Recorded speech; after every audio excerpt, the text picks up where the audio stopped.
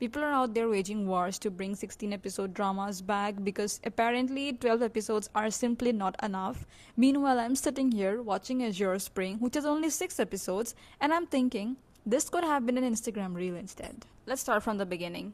Azure Spring starts off with a clip of our male lead, Yoon Do-kyun, a haenam or a diver who is under the water harvesting seafood. After that, we're introduced to our female lead, So-anna, who is watching a swimming competition on her phone. She is on a ferry heading to the countryside to stay in her old house for some time.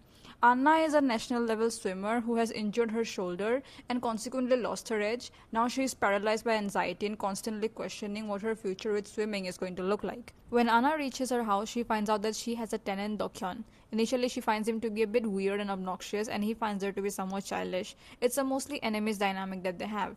But then Anna asks him to teach her how to harvest seafood, and Do-kyun, after some convincing, agrees. And thus the duo start their journey towards healing from there. Now, in my first impressions video, I have already been very vocal about how I feel about the female lead. I don't like her at all. Her pouts, her treating CPR like an unconsensual kiss, or her expressions of aggression, which for some reason looked exactly the same whether someone was harassing her or simply ignoring her. I hated it. I know a lot of writers write in unlikable characters to give them a good character development arc, but to make audience understand a character like this would take at least 3-4 hours and then a few more hours to make the viewer want to root for her. But the drama itself has a runtime of 3 hours, so where is the time for anything? As for the male lead, I didn't care much for him. He's written as your very cookie cutter male lead with a sad backstory. I have killed someone. Huh? No, I have not. But I feel responsible, so I'll let you assume I'm a criminal. Very basic, nothing noteworthy. And for some reason, we have CGI or AI cats. I assume they were for aesthetics, but the very use of them ruined the entire aesthetic of the scenery, if you ask me.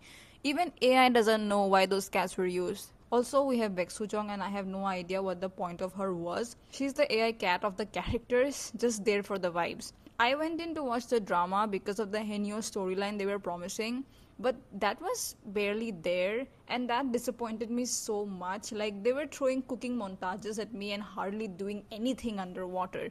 I wanted to shake the TV and ask the makers what they were doing. Anna was the Henyo for what felt like a day. The plot was nothing but a thirst trap. I understand the limitations of a short drama, and I'm not against them at all. I have watched 2 Jenny, which is 2 episodes long, and I really like that. I am not even against dramas where people are simply existing, cooking, healing, and vibing together. I would absolutely watch something like that. In fact, some of my favorite scenes from this drama were those moments where they were just chilling and cooking. But the moment I would remember what the premise had sold to us, I would get irritated. If the drama has simply marketed itself as a breezy slice of life healing story instead of pushing the Henyo angle, I think I would have enjoyed it more because my expectations would have been completely different.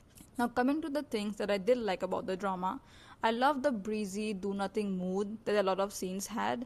I didn't care for the trauma and healing story at all, but I loved the scenes where they were just being. The scenery looked pretty, the air felt refreshing, and the vibes were immaculate.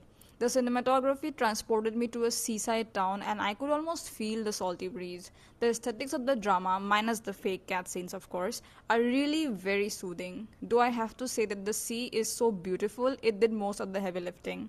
I also liked that the drama was short, so it wasn't a major investment time-wise. However, my extremely unpopular opinion is that this drama could have been an aesthetic Instagram reel instead.